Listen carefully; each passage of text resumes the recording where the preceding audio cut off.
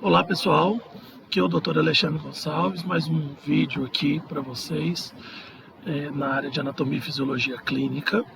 Só que hoje nós vamos conversar um pouquinho sobre alguns aspectos fisiológicos do plexo entérico, boca e esôfago, que está relacionado à fisiologia do sistema digestório. Então vamos lá. Bom, primeira coisa, né? As características gerais para o desempenho das funções do trato gastrointestinal. Então, para que o trato gastrointestinal desempenhe suas funções de maneira adequada, que características ele tem? Primeiro, movimento do alimento ao longo de todo o tubo digestivo, então ele possibilita esse movimento. Nele a gente vai ter secreções dos sucos digestivos e digestão dos alimentos, absorção dos produtos dessa digestão, água e eletrólitos, circulação do sangue ao longo dos órgãos gastrointestinal para transportar essas substâncias absorvidas e controle de todas as funções pelo sistema nervoso e sistema hormonal.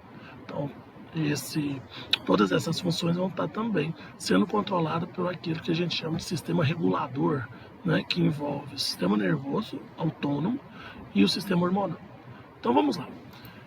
Primeiramente, a gente precisa entender que basicamente todas as funções do tracto gastrointestinal elas vão estar sendo controladas por um sistema nervoso especial, que nós chamamos de sistema nervoso entérico.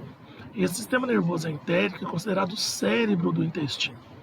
Bom, ele é um sistema complexo, mas que basicamente ele é constituído por neurônios que estão entre a camada longitudinal e circular da camada do tracto gastrointestinal. Então, todo o tracto gastrointestinal ele tem ali camadas musculares com fibras longitudinais, fibras circulares e fibras oblíquas. E o plexo mioentérico vai estar ali entre as camadas de fibras longitudinal e circular. Portanto, o plexo mioentérico ele vai estar relacionado a todas as respostas motoras do trato gastrointestinal. Então, ele que é responsável por peristaltismo, vai controlar esse peristaltismo, né, que é aquela contração que vai empurrar o bolo alimentar no sentido parte mais inferior do intestino e do sistema digestório de uma maneira geral. Ele vai estar localizado, esse plexo mioentérico, então, desde o esôfago até o final do sistema digestório, ou seja, até a região anal. Tá? Ele, portanto, é formado, você vai ter os neurônios motores que vão fazer conexão e vão estimular, né, essa camada longitudinal, essas fibras longitudinais e circulares. Então vai promover desde ondas de mistura de substâncias dentro do tubo gastrointestinal até o transporte ao longo desse tubo. Mas veja, ele também vai ter aqui uma conexão com o plexo submucoso, aonde está relacionado com secreções. Então ele também vai estar relacionado com o controle de secreções de substâncias ao longo do trato gastrointestinal, né? Através desse interneurônio, ok? E nós vamos ter aqui o maior a conexão também com a parte sensitiva. Então, o epitélio mucoso, você tem aqui neurônios sensitivos que vão mandar a informação ao sistema nervoso central, na parte autônoma, assim como ao plexo mioentérico. Então, determinadas sensações, estímulos sensitivos, vão estimular o plexo mioentérico a enviar uma resposta motora. Tá? Então, por exemplo, a presença do bolo alimentar no intestino vai promover secreções de substâncias entéricas, suco entérico, que por sua vez vai emitir aqui uma sinalização através do neurônio sensitivo, uma sinalização ao plexo mioentérico. Esse plexo mioentérico vai fazer com que estimule o plexo submucoso, liberando essas substâncias entéricas, além de aumentar a contratilidade dessas fibras. Por isso que o sistema nervoso entérico é considerado o cérebro do trato gastrointestinal ou o cérebro do intestino. Bom, mas vamos começar a nossa conversa pela digestão na boca, através da mastigação, a digestão mecânica na boca. A mastigação é importante principalmente por esses fatores. Ela desentrega a parede de celulose que não é digerível. Aquela capa de tecido fibroso, né, de fibra que está presente aí nas frutas e vegetais crus. A velocidade da digestão vai depender da superfície exposta às secreções digestivas. Lembrando que essas secreções digestivas, elas vêm lá da camada submucosa, né, e que é estimulado aí pelo plexo mioentérico. E aí, quanto mais bem mastigado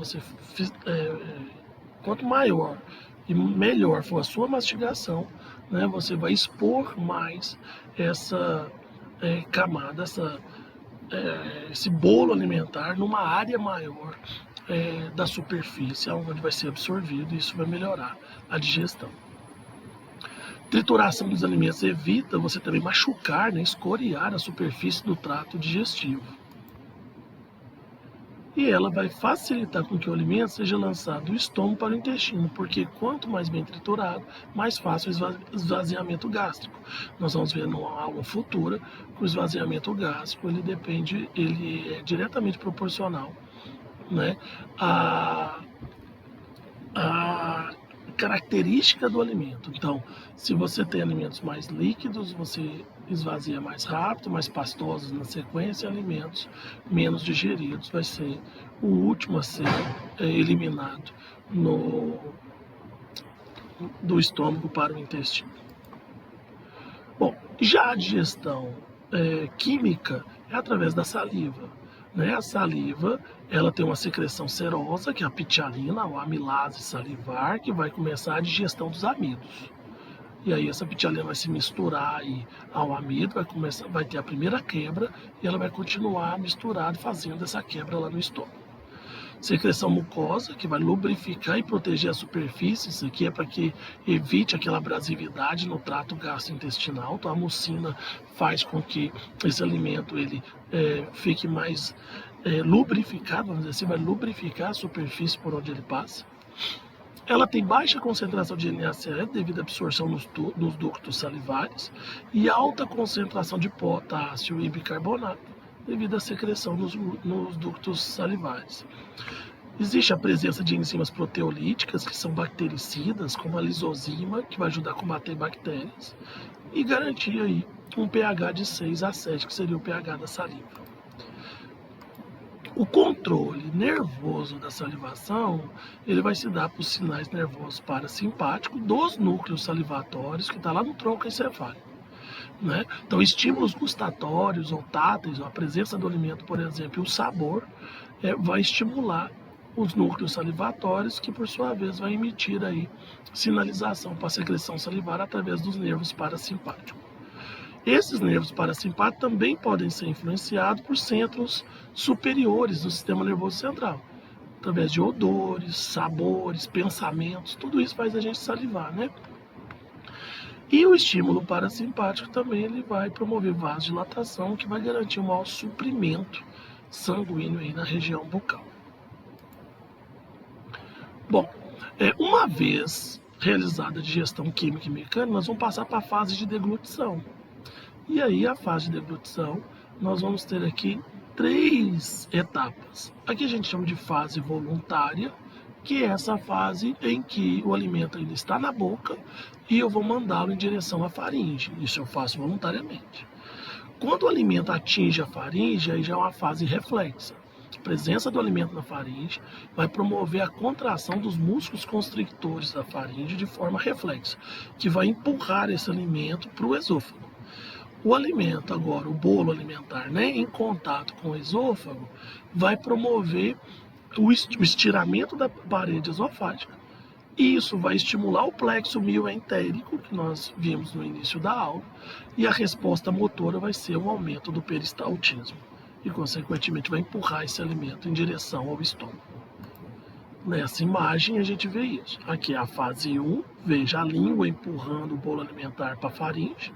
Isso é voluntário. Né? A fase 2, onde você tem a fase reflexa, a presença do alimento na faringe, você vai ter a contração dos músculos constrictores da faringe empurrando para baixo.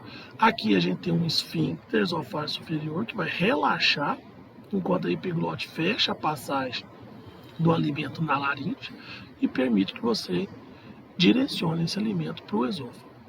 E aqui a fase involuntária, onde o alimento no esôfago, né, ele vai ser empurrado para baixo por ondas peristálticas, através da contração das fibras circulares e longitudinais presentes aqui no esôfago, que são estimuladas pelo plexo mioentérico.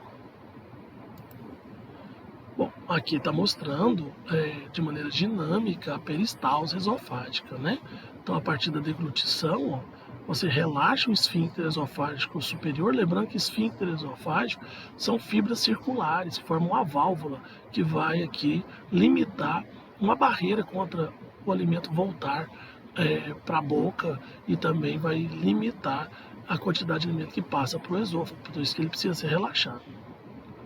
E nós vamos ter também o esfíncter esofágico inferior, esfíncter aqui chamado esfíncter da cárdia também, que é a junção do esôfago com o estômago, que ele vai dosar a entrada de alimento no estômago. Então a presença do alimento no esôfago vai estimular esse peristaltismo, né? E aí você vai empurrar esse alimento em direção ao estômago.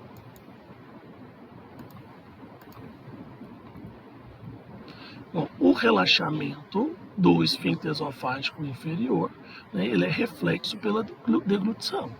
Então, o movimento peristal desencadeado aqui pelo processo de deglutição relaxa o esfíncter esofágico inferior, o que faz com que ele entre dentro do estômago. Pode permanecer resíduos, aí a gente tem ondas secundárias reflexas no esôfago que vão empurrar o restante para o estômago. Tudo isso controlado pelo plexo mioentérico. E um dos problemas que a gente vai ter, né, podemos ter, e é muito comum em pessoas, principalmente pessoas de mais idade, a doença do refluxo gastroesofágico. Né? A inflamação do esôfago é resultado do contato prolongado da mucosa com o conteúdo gástrico, podendo levar ulcerações e lesões e ulcerações. Né? Então aqui a gente vê uma imagem de erosão esofágica. O esfíncter esofágico está aqui, ó, inferior, né? Ele tende a não fechar. Então ele permanece aberto, tem dificuldade de contrair, de fechar, o que faz com que tenha o refluxo aconteça. Lembrando que nesse caso, o ideal é a pessoa ingerir poucos alimentos, evitar alimentos que possam aumentar esse refluxo, como cafeína, alimentos gordurosos, principalmente, em que o esvaziamento gástrico ele é mais demorado. Aqui é uma outra situação que pode levar ao refluxo, que é a hérnia de hiato. Veja o que é a hérnia de hiato. Nós temos nessa imagem aqui mostrando parte do fundo gástrico passando pelo hiato esofágico. Hiato esofágico é o buraco aqui, né? A abertura no diafragma por onde passa o esôfago para chegar ao estômago. E aí parte desse estômago pode passar pelo hiato, formando aqui uma herniação. Isso aqui vai ser uma das causas do refluxo gastroesofágico. Um outro problema que se tem é o contrário, né? Em crianças, principalmente, ela pode ser acometida de acalásia. Acalásia, o esvaziamento esofágico é deficiente, né? E aí você pode ter ausência de peristalse esofágica e o tônus acima do normal do esfíncter esofágico inferior. Ou seja, o esfíncter esofágico inferior não consegue relaxar adequadamente, o alimento fica retido aqui no esôfago. Olha essa imagem aqui, como o esôfago está extremamente dilatado. Né? E isso vai causar desconforto para a criança, ela muitas vezes não vai conseguir se alimentar. A mãe acha que é uma frescurinha, vamos dizer de maneira assim, mais simples da criança, a hora que leva ao médico, essa criança está sofrendo por não conseguir passar o alimento para o esôfago.